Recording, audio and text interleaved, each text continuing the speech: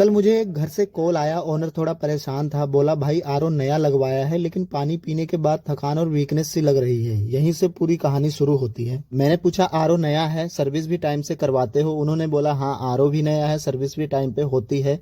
तब मुझे लगा प्रॉब्लम मशीन की नहीं डिसीजन की हो सकती है। उसी कॉलोनी में मैं एक और घर गया, वहां भी आरओ लगा हुआ था। मैंने कैजुअली पूछा पानी कैसा लगता है? जवाब आया बिल्कुल नॉर्मल, कोई इशू नहीं। अब सीन इंटरेस्टिंग था। एरिया सेम, मशीन सेम, लेकिन एक घर में प्रॉब्लम दूसरे घर में नहीं। यहीं से इन्वेस्टिगेशन स्टार्ट हुई। मैंने दोनों घर वालों से एक ही सवाल पूछा, पानी का सोर्स क्या है? और यहीं पे डिफरेंस निकला। प्रॉब्लम वाले घर में दोस्तों म्युनिसिपल सप्लाई आ रही थी, दूसरे घर में बोरवेल प्लस ओवरहेड टैंक था। यहीं से स्टोरी का बेस क्लियर हो गया। सबसे पहले दोस्तों मैं बोरवेल वाले घर गया, टीडीएस मीटर में पानी डाला, रीडिंग आई 580 से 620 टीडीएस। यहाँ दोस्तों कोई कंफ्यूजन ही नहीं था। बोरवेल पानी में सोल्ट और डिसोल्व सॉलिड ज्यादा होते हैं। इस पानी के लिए आरओ गलत नहीं जरूरी होता है। इसलिए दोस्तों वहाँ आरओ सही काम कर रहा था और कोई हेल्थ कंप्लेंट नहीं थी। अब दोस्तों मैं उस घर में आया जहाँ ओनर वीकनेस कंप्लेंट कर रहा था। म्युनिसिपल सप्लाई का पानी टेस्ट किया, टीडीएस आया सिर्फ 110 से 130 टीडीएस। यही असली प्रॉब्लम समझ आ गई। क्योंकि दोस्तों लो टीडीएस पे आरओ लगाने का मतलब होता है पानी को ओवर प्योरीफाइड कर देना। आरओ मेम्ब्रेन जो थोड़ा बहुत मिनरल्स होते हैं उन्हें भी निकाल देती है। इसका इफेक्ट तुरंत नहीं दिखता है। शुरू में सब ठीक लगता है लेकिन टाइम के साथ बॉडी को जो नेचुरल मिनरल्स मिलने चाहिए वो कम हो जाते हैं, तब वीकनेस जैसी फीलिंग आती है। मैंने दोस्तों ओनर को सीधा बोला आरओ मशीन गलत नहीं है लेकिन आपके पानी के लिए आरओ की जरूरत ही नहीं थी। गलती मशीन की नहीं थी, डिसीजन की थी। मैंने उनको क्लियरली सुजेस्ट किया आरओ हटाइए और यहाँ पे यूवी प्लस यूएफ लगवाइए। ये म्युनिसिपल सप्लाई के लिए सबसे सही और सेफ कॉम्बिनेशन होता है। यूवी का काम होता है दोस्तों बैक्टीरिया और वायरस को मारना, यूएफ का काम होता है फाइन टर्बिडिटी और जर्म्स को हटाना, और सबसे इंपॉर्टेंट बात यूवी प्लस यूएफ टीडीएस को कम नहीं करता है। इस सेटअप में दोस्तों पानी सेफ भी होता है और मिनरल्स भी बचे रहते हैं। ना पानी जीरो होता है, ना बॉडी पे एक्स्ट्रा लोड पड़ता है। तो दोस्तों जहाँ पे इनलेट टीडीएस कम था वहां पे मैंने आरओ हटवा दिया है, क्योंकि वहां पे आरओ की जरूरत ही नहीं है। पानी को साफ करने के लिए मैंने यूवी प्लस यूएफ लगवा दिया है,